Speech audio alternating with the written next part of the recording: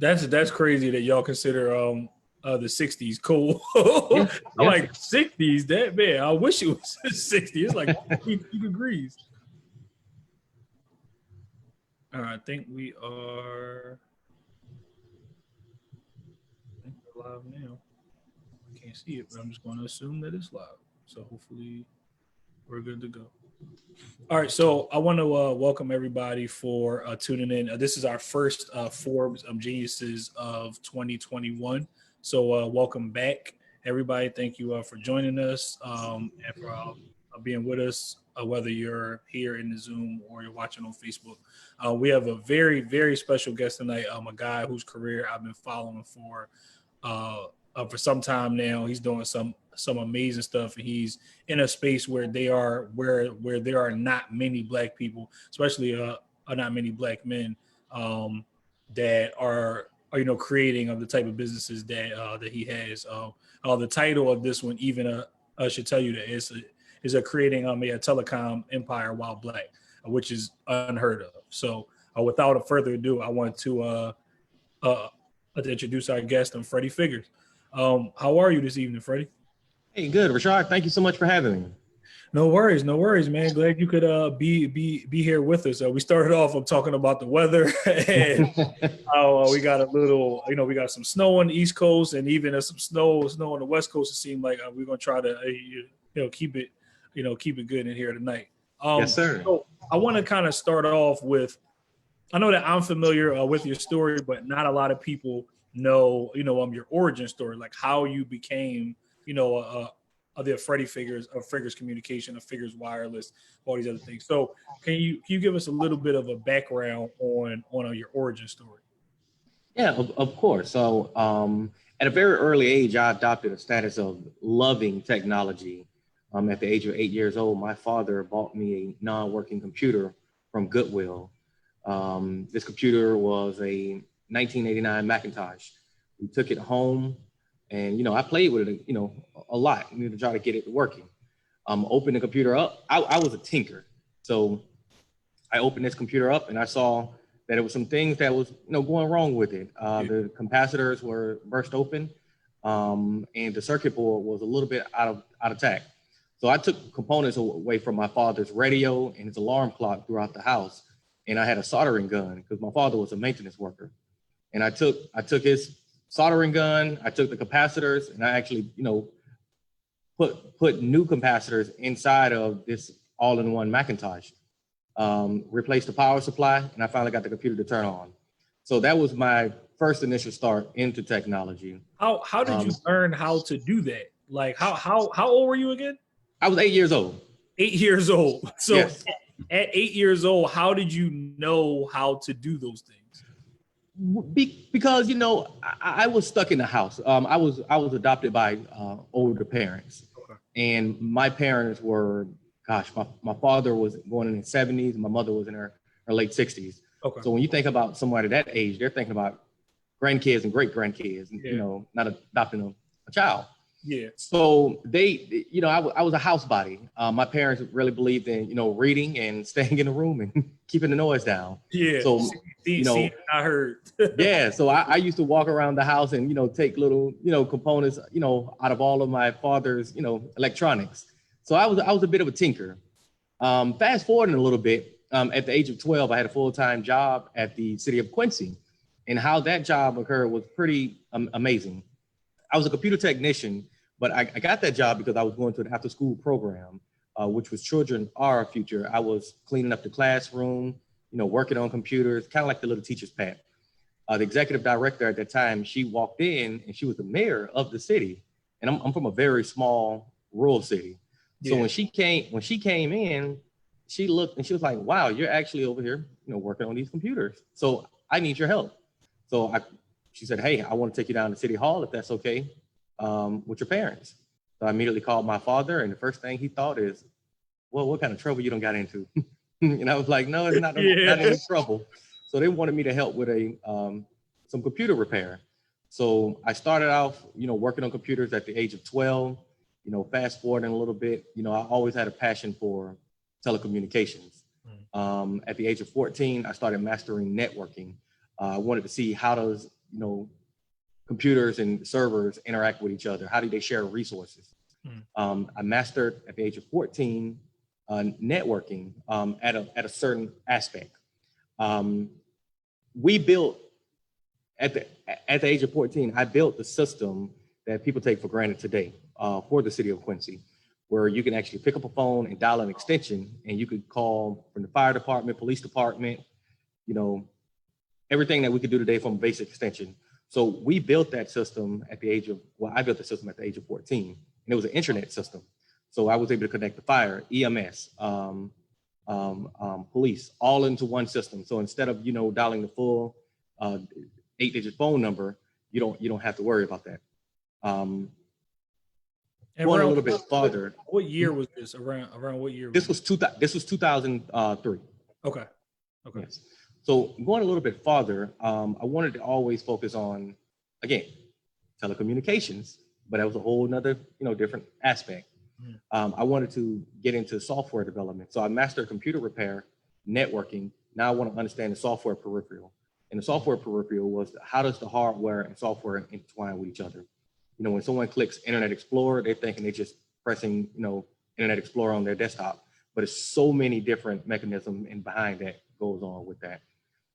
So I got into software at the age of 15, and I started writing code.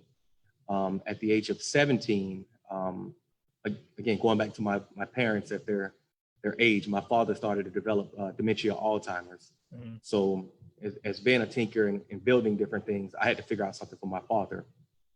So I invented a circuit board to put inside of his shoe with a 90 megahertz speaker, microphone, and a weighing card. I tied that into my laptop and integrated that with TomTom Garmin. So this is way before, Google Maps or Apple Maps. Yeah. And with that, I can actually see where my father is anytime, anywhere, because he used to wander. So he would leave home, 5 o'clock in the morning, and he would say, hey, my father's coming to get me. So I had to figure out something. So with this shoe, I was able to see exactly where he is, if he's standing up or sitting down with his body disposition of how the shoe's, facing. And I could actually, press a button on my laptop and say, hey, Dad, where are you? He would come in and say, Fred, I don't know where I am. As soon as he says something, it will pop up on my computer and I can get in my car and go get him. And I actually sold that program for over $2 million. And that was my entry level right there to start my telecommunications company. And this was at the age of this was at the age of 17. I was going into 18. So I was finally able to legally put my name on a document with the FCC. Yeah. Wow. So your company or your foray into this landscape, I guess, started out of necessity, started out of, right, a need that you were trying to fill. Are you still doing that now? Is that kind of how your businesses have grown? Are you still identifying needs and trying to fill them, or do you have another mission? Oh, of course. That's what I've always had a gift at, of going in, assessing situations and figuring out a solution to their problems. Figures Communications right now, all of our products are innovative, from our, super smartphones to our AI technology to our earbuds. I mean, the Figures F3 has, a multi-user profile on it. So as soon as you can actually hand your phone off to someone, sign out of your profile, and you don't have to worry about any of your personal content going missing. It also has 5G capabilities as well. Okay. So I noticed one of the things that I noticed is like the cameras on the phone. When you take a picture, there's a way to identify like pictures that were taken with a Figure wireless device versus other devices. Why was that important to you to differentiate those two? Because we use a different optical zoom, and we wanted to have that signature feature on there, and that's one of the patents that we have in motion right now. Got it. Okay, so it's like protecting your. It was intellectual. It was protecting our intellectual property. Okay. How important? So that's one of the things that I really wanted to dig into, because we don't talk a lot in our community about patents and like owning our ideas. What type of obstacles have you faced with maintaining ownership of your intellectual property throughout your career? It has been a challenge, and with technology these days, and the bigger corporations make it actually very difficult. it's an old theory out there. If you apply for a patent, a provisional patent, the bigger corporations or the patent troll attorneys will actually see your invention, and they could take it and modify it, do a different variation of it, and run with it. In some concepts, that's true. And we've had that situation before. There's been multiple inventions that we put out there on the market. And next thing you know, we see one of the Fortune 500 companies that, have, X amount of dollars and unlimited resources to, take the idea and run with it. Yeah. If you look at one of the biggest manufacturers right now in consumer electronics and cell phones, they're actually have a lot of patent infringements open against them right now. Yeah. And when you think about these big Fortune 500 companies, you're thinking that they maybe have their own in-house team. A lot of times they don't. It all works as as a think tank. They go outside and they get different groups to build the actual programs, and also they have patent attorneys that sit on the computer all day and they search for new inventions that's coming along.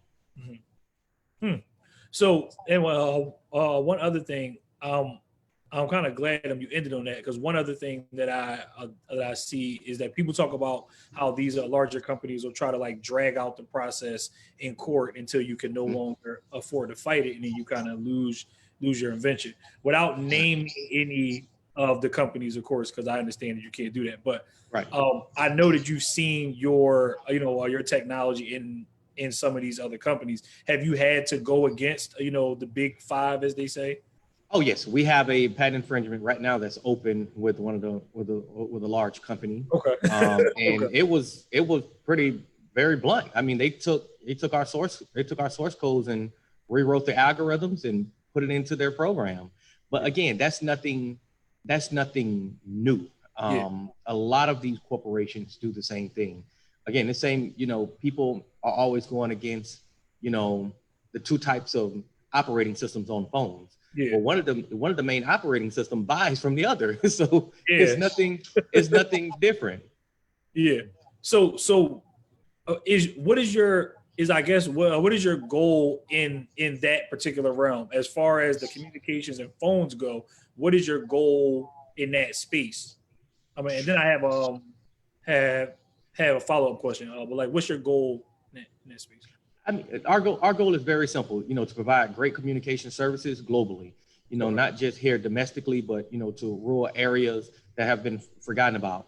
That was that's initially how I got started and how I acquired a Spectrum license, is providing coverage in areas that the other you would say larger telecommunications companies are not interested in coming in.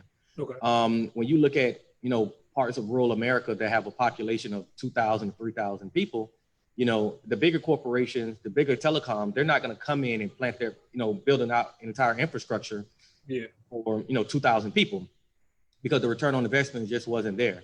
So that's what gave us the advantage to go in and say, hey, we can provide a wide area coverage and service this entire population. So when you think about, bridging the digital divide and, coming together, that was one of our specialties. Yeah. For us in the telecommunications realm, we're looking to continue to grow, to reach critical mass and, to gain market share. For manufacturing, we do both ways. So when you think about the telecommunications companies now, in America, they only provide the service. We actually provide the service and we deliver the hardware. And our hardware becomes, two ways. It's either globally unlocked, you can check on any carrier, or, you could use it on our network. So, it depends on the consumer and how they want to do it. Preferably, use it on our network. Do you want to? Yeah, that was actually going to be my next question. Well, two questions, kind of like three. You're giving me so much at once. But so are you looking to become one of the major carriers? We all know Carlos. Carlos Slim Elu is one of the largest, right, owners of just the towers themselves. Are you looking to go in that particular space, or are you trying to go into the actual becoming one of the, and I'll just name a few, like the T-Mobiles or like AT&Ts. So again, I don't look at it as competition, even though they are competition. I look at it as market share. Going into the tower aspect, towers are, becoming antiquated. If you notice, Yeah. with metropolitan cities, there's no cell phone towers. With metropolitan areas, we use high elevation points such as billboards, or maybe a hotel rooftop, or a garage parking deck. I mean, I've used windmills, back in the day. So, Wow. if you're driving down, Chicago or Atlanta, and you look up on top of a building, you'll see the access points interfaces, Yeah. there. Towers, we're not really trying to go back into that market. Growing the telecommunications company itself, that's where we're looking into growing the hardware, to continue to innovate and build new phones and new products, and to deliver them at an affordable price, because technology should be affordable. If you see right now, like some of the biggest name cellular manufacturers, they're selling phones without accessories, without a power cord. Yeah. So, It's crazy. all of the companies are trying to cut back, but they're still increasing their retail side. Yeah. What they have their build of material, what they actually assemble the phone, they have it down. So our model is a little bit different. We believe in its ways to make money without taking advantage of people. And, we believe in people over profit. That's why I've never tried to take my company public, because again, the model of the company would change from going from integrity to keeping something affordable to now just investors like, I want to return on my investment. Yeah. So Now you're beholden them to the shareholders at that point. right. Yeah. So I mean, again, we're gonna stay, we'll stay private and continue to grow the critical mass as much as we can. Okay. So you originally started out as a software developer, or as more so like software based, and then now you provide the software as well as hardware. Is the hardware just kind of like a means to an end? Are you more so focused on, like, still as you grow, I'm saying, like you said you want to continue to grow, so are you looking to grow more within the software space, or are you still product focused? Well, so originally when Freddie Figures first started, I was a computer technician, but Figures Communications is an American telecommunications company that provides cell phone service, mobile broadband internet access, and global international calling. But we also capitalize on manufacturing the hardware such as smartphones, smart televisions, and consumer AI technology. Okay. So we're in the telecommunication space, but we also have the software platform that we integrate and build all of our operating systems around. With that, we're looking again to continue just to grow the cellular side. Okay. When you look at one of the biggest that's out there, what's different in their hardware? Yeah. The average American consumer does not know the technical specifications behind that phone. So it makes it a little bit challenging to psychologically break the consumer's mindset to give them a new device. It's kind of like if we're going to compare cars, everyone would want a Rolls Royce, but in comparable, a Toyota is better, because the Rolls Royce is going to stay in the shop 24/7. So, so we're trying to break that psychological mindset of the consumer to show that it is a better product out here and much more affordable. Yeah. So it's so many like gems right now that I hope that people are really paying attention, because this is one of the things that we talk about often, is that the Black businesses are usually traditionally and historically smaller than these larger, older white businesses, because they were just around first. That's really just the main. They were there first, and they were able to get market share. If you look at like the Bell Atlantics went from like the railroad into a telecommunication space and become where they are today. So we're kind of like starting later, but still running as fast as they are. Are there any advantages that you see to starting later versus being around for like 100 years, I guess? Well, the advantage of starting later is, you never know what tomorrow is. As long as you have a strong business model, you can just go for it. One of the advantages for us, again, was going into rural areas. If I had to go into, let's just say, one of the most populated cities in America, New York City, it would have been impossible for me to survive. Mm. Focusing on those rural areas. I'm talking about those back road cities. There's So still parts of America right now that still have your 3G. service areas? So we cover. So beautiful thing is we aggregate through a satellite. So we cover the entire U.S., North America, and then abroad as well. So certain select countries. But just starting out in the public service utility area, it would have been a challenge trying to start off in New York City. Yeah. So yeah, I mean, if you look right now, it's 2021. There's still areas that still have 3G in North Dakota, Nebraska,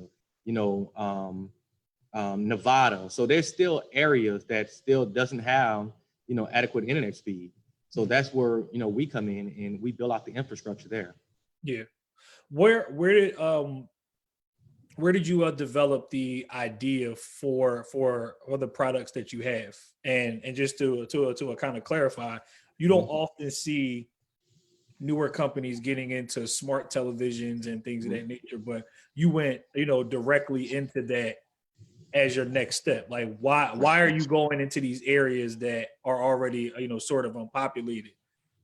Because we're a public service utility, and since we're able to provide cable services, it came to me, one day like, hey, listen, let's manufacture our own televisions. Yeah. We're providing the cable services. It was the same way with the telephones.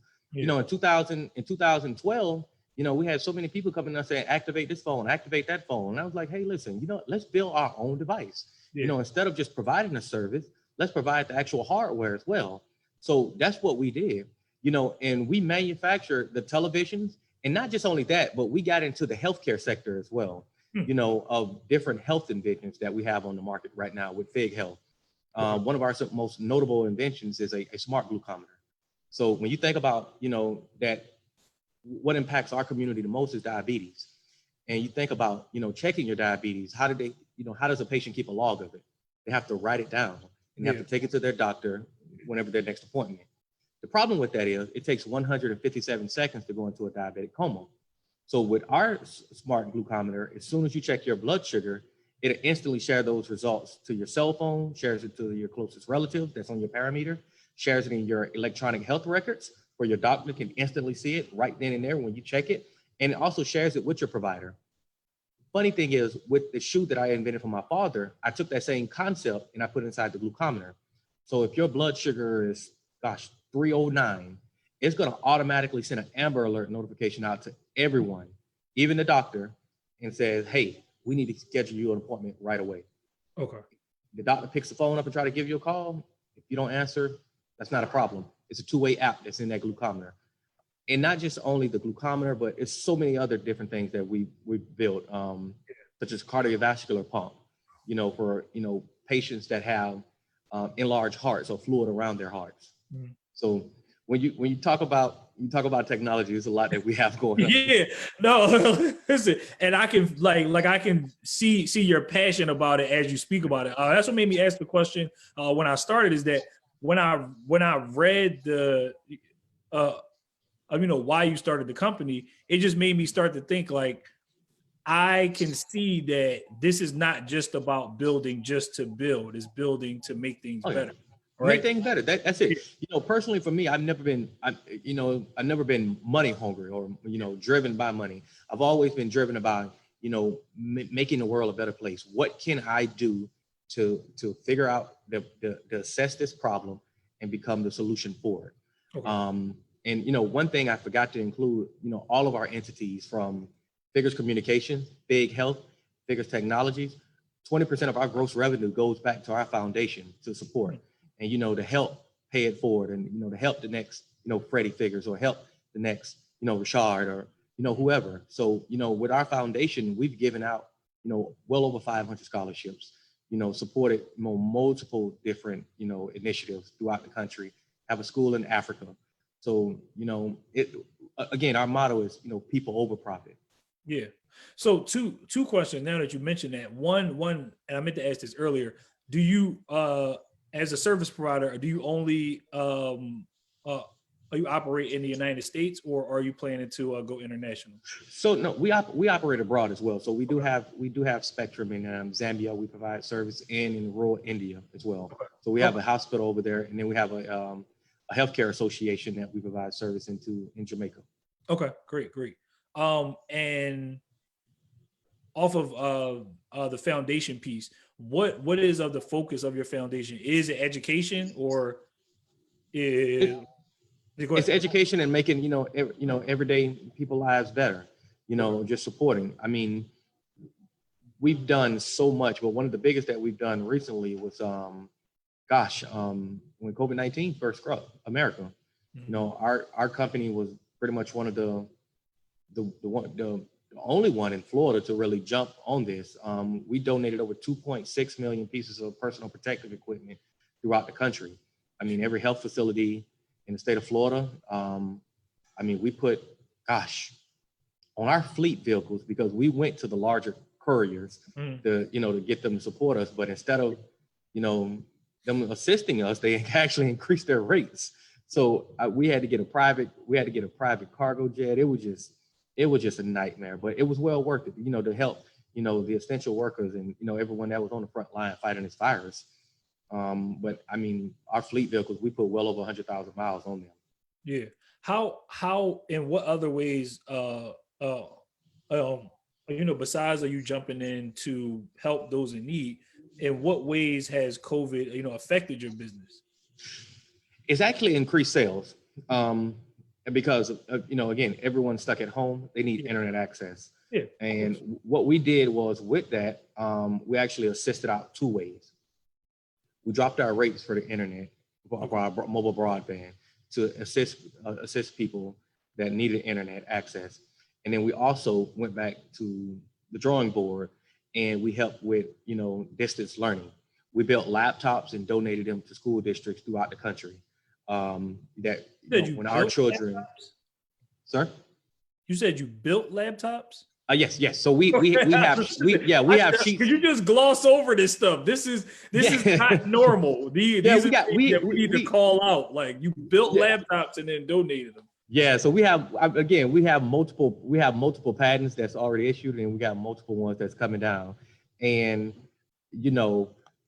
we have sheets of circuit boards. So we went back and looking at the digital divide.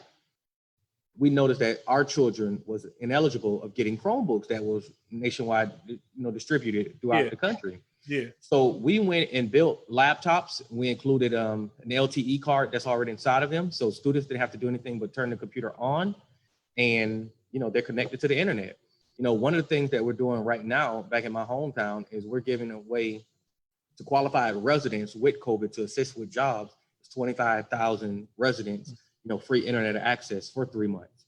So again, we're not just that typical company where you think about just revenue. Yeah. We think about how can we assist the everyday working people. Like if you're a customer of ours, we're going to support you. We're going to do whatever we can to assist. And I mean, again, we built, even with COVID, talking about that, we built a massive telehealth platform. That we allowed, SNFs, special needs facilities, to use throughout the state of Florida. And we allowed that to be open and free because there were so many people in nursing homes that couldn't see their loved ones. Yeah. So we built tablets and we donated it to them. And then we had that enabled to see their loved one. So, you don't have to just sit at the window all day, all night. So we had that available for them. Yeah. I guess, what about your business? I see in the comments, people are talking about how your system is vertically integrated. What about you, or what about I guess your business and maybe some of the obstacles that you faced when trying to outsource this stuff? What makes you build everything in-house as opposed to outsourcing? Too many clicks. That's a simple way to put it. Too many clicks. So we wanted to build an ecosystem. So, our phone ties to our glucometer. Our glucometer ties to our television. And if we were to use anything outsourced, you're locked to platforms that are not open source. Yeah. And that made it a very challenge. Yeah. So with that challenge, we went ahead and just said, hey, listen, let's just build our own. And so now when we built our open source platform, we have an ecosystem that can control the entire environment. So, our phones can link to our laptops and they can share the information. You can receive phone calls on your laptop. You can send text messages from your laptop. You can send, send information from with the press of a button from your phone to your television, and you can cast without a problem. So, again, we wanted to just make an easy, friendly, open environment for our users. Yeah. There seem to be some products that we haven't mentioned yet that I see people mentioning. What are some of like the newer product offerings that you have that are available? So the latest product that we have right now, we're building a new phone. Going back to the drawing board with that, but it's the Figures F3, and one of the phones that I mentioned earlier with multi-user profile.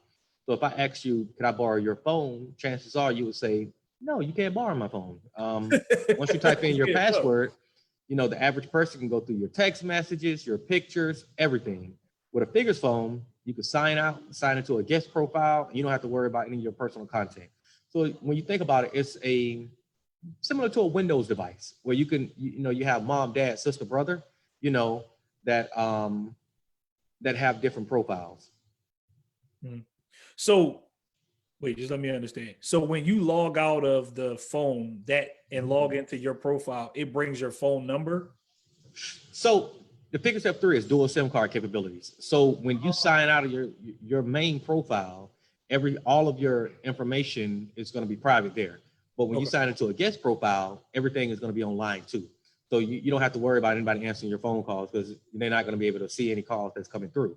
But when you sign back into your main profile, you'll be able to see all of your missed phone calls and your missed text messages. Similar if you just left your phone at home. Got you. Okay. Okay. Somebody asked a question that I'll take now because this is kind of where I was going next. It says, "Is Figures Communication currently open to or interested in partnering with media platforms and networks?" Yes, all the time. We just did a major partnership with Quality TV, again to show our cultural content abroad, because again we ship globally every day, so we're not just tied here from our products aspect to just North America, but just globally. But instead of us, again, I have a motto of if there's someone already doing it, let's partner with them. We don't have to come in and try to create our own. I tell that to friends all the time that have businesses and Absolutely. like barbershop. They like, well, I have a barbershop. I want to plant it next door to the next barbershop. Like, no, just come in together and see how you can work together and help expand each other's mission. Yeah, that's an issue that we seem to have in our community, Right. within the Black community. I always talk about, if you ever seen someone, we talk about them, the Four Corners churches. So I'm from Philly. It's not a small town, but if you go in certain parts of the city, it's like going into another city. And you can go in some places and see a church on every corner of the same intersection. Yeah. 4 churches, same denomination, everything, but they're all different and they all are struggling. But there's no there's no idea of unification. And that's here in Florida too as well. I say that everyone wants to be in leadership, but no one wants to follow. Yep. So you can't have multiple heads on one body, but you can have multiple assistants, to help. So again, that's a whole nother conversation right there. Yeah. Have you made any acquisitions under the Figures brand, or are you just developing new companies? So some of the other companies that I've had before, it was acquisitions done on those. I've had multiple offerings from one of the larger telecommunications company to buy us out. But again, I'm not looking to go anywhere, right now. So that wasn't even an interest offer. Mm-hmm. You've had some pretty notable people interested in investing or becoming ambassadors for the company. I saw that maybe a year or two ago you partnered with Jeezy, and he was involved in the Figures brand. Like how did you two connect, and what was that like Yeah, so Jeezy assisted on the branding side of one of our model phones. Okay. So, again, going into, everything when it comes to products starts in, our community. Yeah. If we make it popular, it goes everywhere else. So again, going into the hip hop culture, and expanding out in the marketing. So that was one of our, avenues that we went down. Okay, cool.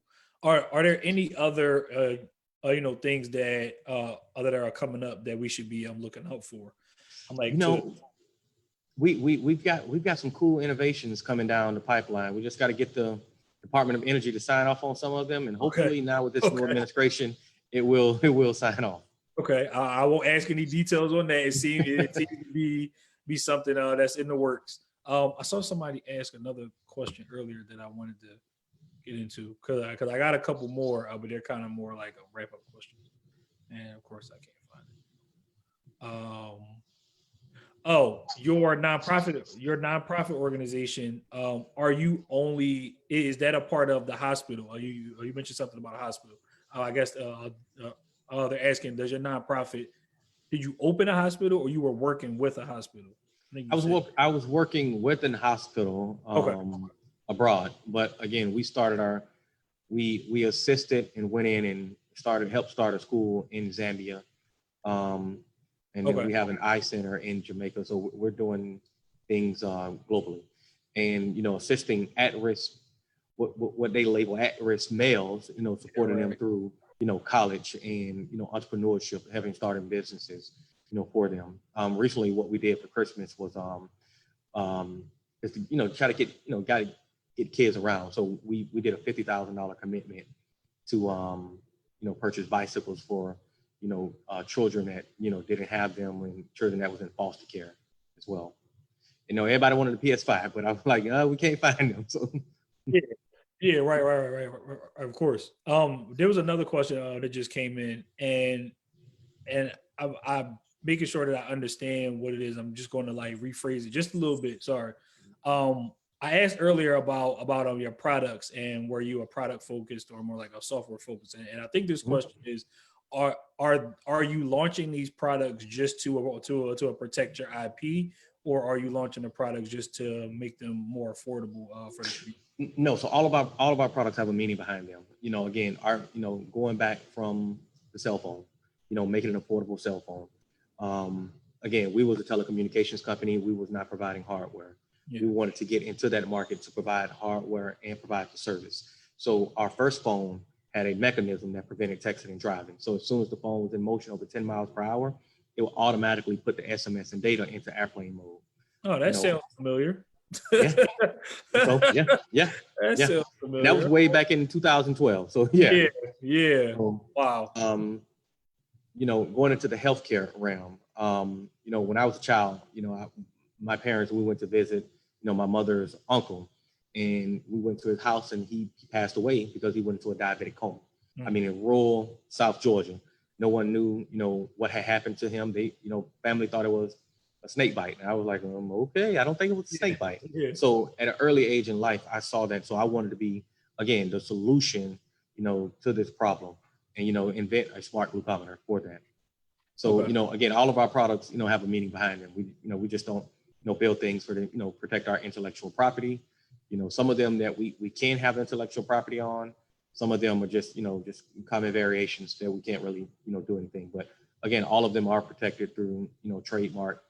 And some of them, majority of them are protected through the utility patents. Okay. Two more. I'll take this one first. Do you feel obligated as a Black man in the telecommunication space? Do you feel obligated to provide products for your community? Of course. Okay. Absolutely. Because when you look at some of these bigger corporations, you think about this. What do these bigger corporations do for our community? Absolutely nothing. Nothing. You're gonna buy that new phone. You're gonna pay your phone bill every single month, and if you miss one day of it, they're gonna terminate your services. With us, we're not like that. Again, 20% of our gross revenue goes to our foundation to support programs that's in our community, that's affected by our community, that support our community. All of our products are affordable. When you look at some of I just seen some headphones that just came out. When we looked at the BOM, the build of material of those devices, those headphones cost $34, but they're reselling them for almost $500. So I'm like, that's, it's not highway robbery, but it's a little overboard. Again, it's ways to make money without taking advantage of people. But again, that's when you go public. You have to return shareholders' investment. They don't want to hear about, motto of making something affordable, making something good for people. Yeah, they don't care what's going on in the community. Absolutely, that's they don't. Their focus is what's going on in their straight profit driven. So you're not ever planning on going public right now. I'm just saying, planning. Not right now. Okay. Not right now. No, sir. Are you still accepting private investment? No. Everything has been self-funded through me. So never took an investment from a investor, and never received an investment. I wish I did, but again, I didn't want to change my motto of the company. Yeah. Okay. Cool. And I guess this is my last question. This is that I don't understand what that question means, so I'm gonna just ask my question.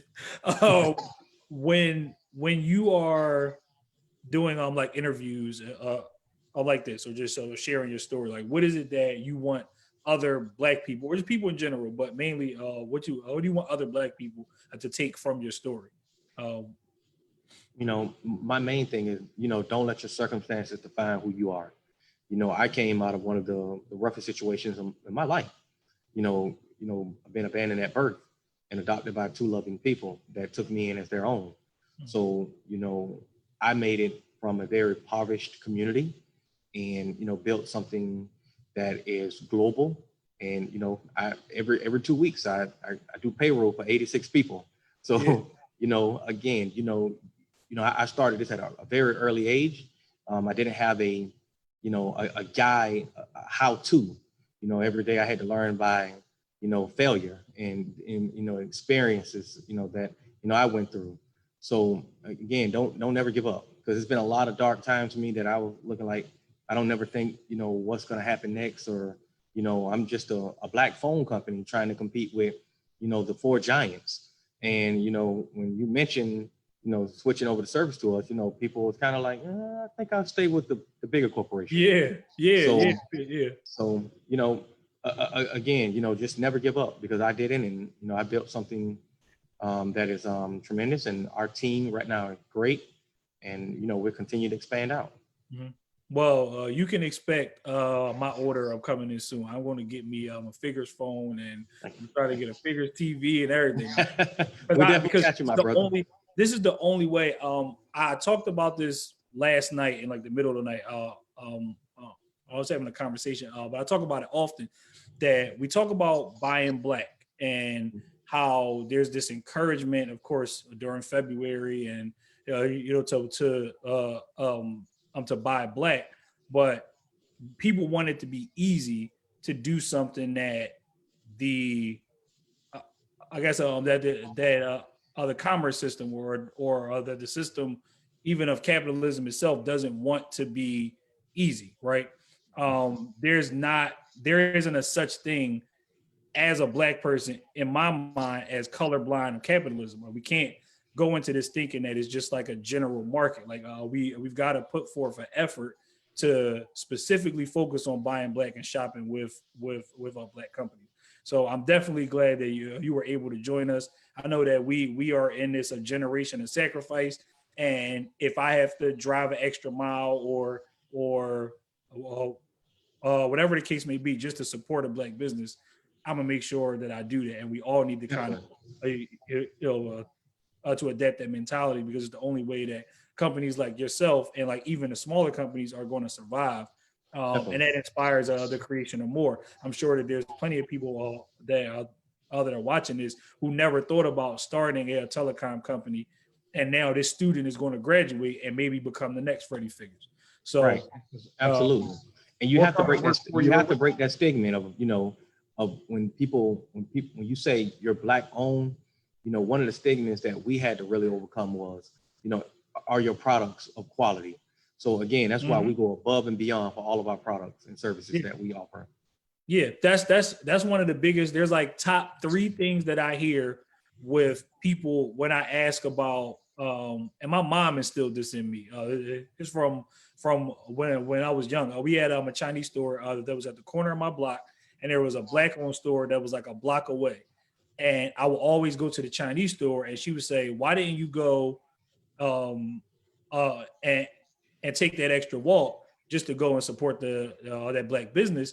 And I would just say, "This is more convenient." And she broke it down to me and said, "It may be convenient for you now, but in the long run, it's more convenient for all of us if you take that extra block walk." Absolutely. And I started taking that extra walk. It started making more sense to me at that point in time. So, man, definitely, again, I'm glad that you were able to take time out of your schedule to join us. And I just want to end on one more question. How can the Forbes the Culture as a community? We have 7,500 members worldwide and growing every month. How can we support you? Definitely, by, just going out, checking out some of our products and ordering, our products at figures.com. Okay. That's FIGGERS.com. And I guarantee you, our products are much better than the big name brands you see. And affordable. Yeah. And where can they find you on social media? All of my hashtags, social media profiles are Freddie Figures. Okay, got it. And is there a at Figures of Communications or at yes, Figures? on Instagram, it's all of our it's at Figures Wireless. Okay, got it. Man, thank you again for doing this, and we got to have you join us again soon, man, because we got to do a follow up. We can get a little bit deeper. We kind of ran out of time, but I definitely want to dig a little bit deeper because this idea of Black wealth and how to keep the dollars within our community and continue to support each other is really important. So and always again, pay it forward. It always give somebody else that opportunity. It may be somebody else that's coming up behind you, but just pay it forward. That's my main thing that I always believe in. I don't believe in paying it back, but I believe in paying it forward. I like that. All right, man. Well, we'll talk to you soon. I'm about to go on this website as soon as we log off and get my order together. So you'll be seeing it soon. And we'll talk soon, man. Thank you again. All right. Thank you so much, my brother. Thank you for having me. All right. No problem, man. Peace.